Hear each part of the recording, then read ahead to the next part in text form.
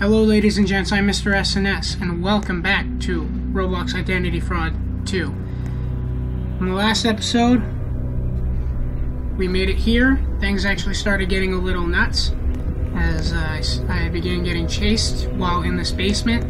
We did not actually see him, and I'm glad of that. I'm sad that I couldn't show it to you, but here we are. This episode might be a little bit shorter. I thought this is where it cuts off, but I remember now that there's a little bit more in the first chapter. So we're going to get through here.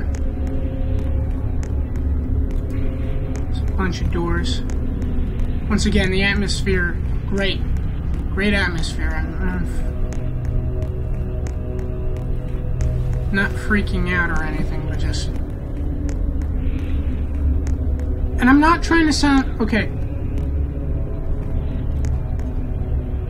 Yeah, I know what that is. That freaked me out at first. I was like, what is that? It's that. When I first played it. I always, am going like, oh, this game is kind of freaky, not that it actually scares me. And I'm not trying to sound braggy, like, oh, I'm not afraid of anything. But it's just kind of like I don't know. It's not...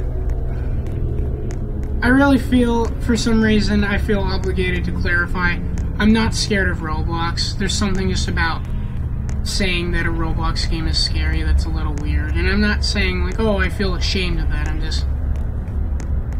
I'm getting all defensive all of a sudden. I'm just defending everything I'm saying for no reason. Let's go this way. But that's just legitimately how it is. This isn't entirely scary. It's freaky. I'd describe it freaky. It's a little unnerving, uncomfortable, but it's not fully scary. And that's just me describing my own, my own kind of set levels of fear, what scares me. And a lot of this stuff does not scare me. There's really not too many things that can legitimately scare me. There's uneasiness, which is what a lot of horror games do, where usually what they do there is they establish what it is that you're supposed to be afraid of, or they establish something around you that makes you feel scared. But that's only kind of a partial fear in a way, at least in my opinion. And then there's jump scares. I don't think those... If you flinch at something, I don't think that counts. People will act like, oh, let's say Five Nights at Freddy's. Oh, you're scared of Five Nights at Freddy's. He popped out at you and you screamed. Well, that's not technically really being afraid. It all comes into the fight or flight response. And it can be legitimately anything. Anything that pops out at you, you're going to respond with a flinch or something. Some people will full-on throw punches and stuff. Alright, Stan is not getting closer to me, and I think that's weird. In the last game, he would get closer every time you looked away, but in this one, he just doesn't do much. But I need to stop saying "but." That's a new filler word I'm using. What I'm trying to say is when you respond in a regular way, just by flinching or even throwing a punch or something because something popped out of you, it's not because you're actually scared. It's just because it's biologically you're going to react that way. It's your body's way of saying, oh, there could be a potential danger, and you need to prepare to either run away from it or beat it up, basically. You need to be ready to be defensive here.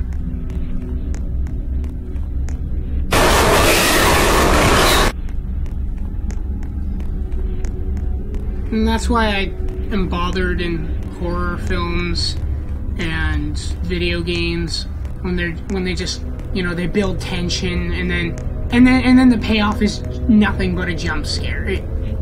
It gets old really fast.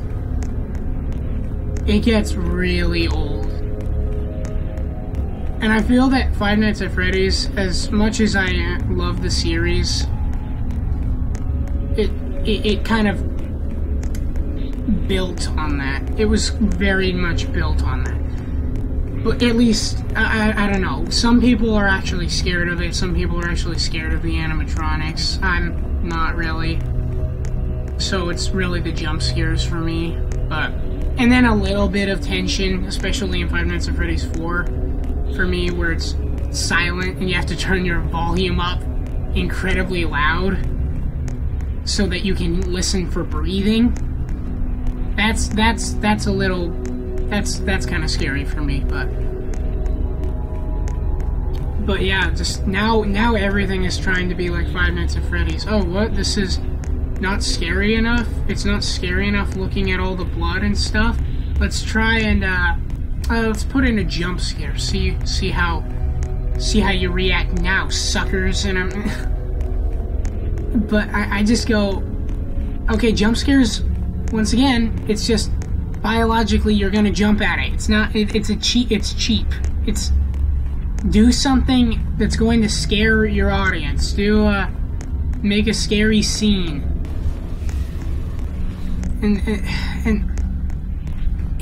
I just don't get it with the jump scares. Okay, I think I'm a little lost here. That's not good. Last time I got out of here pretty quick, but this time I'm not so lucky.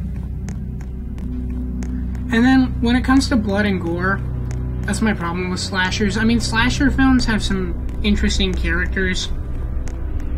Excuse me, and it's its own genre, which is very interesting. There's an entire science behind how slasher films work.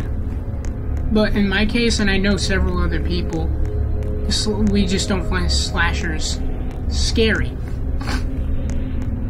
Now, you know, sometimes it can be like the monster is scary or some event is scary in it. But for me, watching a person get hacked up is not scary. I think I might find it a little gross, but it's not scary. You know, I'm not squeamish, and once again, I know several other people who are not squeamish. We can watch all kinds of stuff like that, and it would just have very little effect on us. But even then, I know some people that are squeamish, and even they say it's not scary, it's just gross. The only reason they look away is because they can't handle looking at blood. You know, I don't know.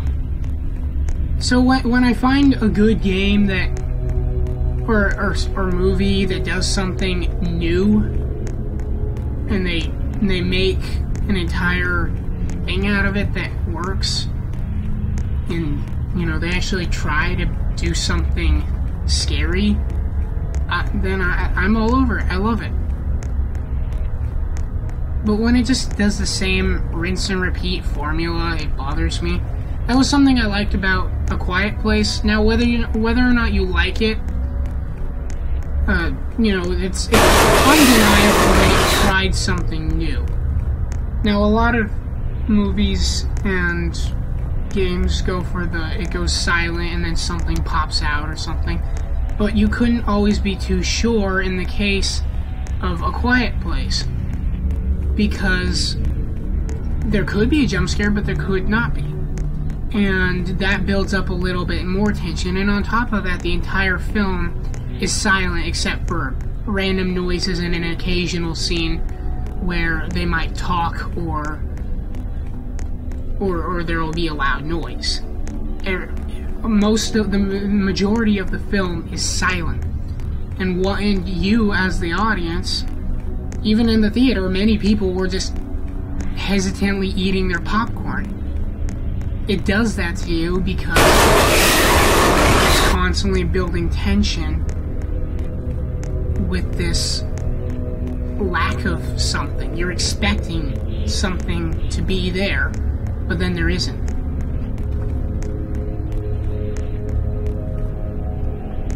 I feel like I'm going in circles. And then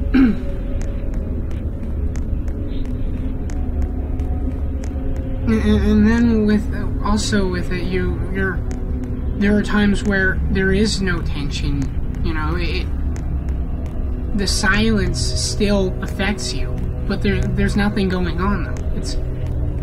It'll be like a really calm. It'll be a really calm or peaceful moment, but there's still the silence there, and it still has that sort of effect on you, and it calms you a little bit. But then when something does occur, you know, you're at the edge of your seat. You're going, oh shoot, that's not good.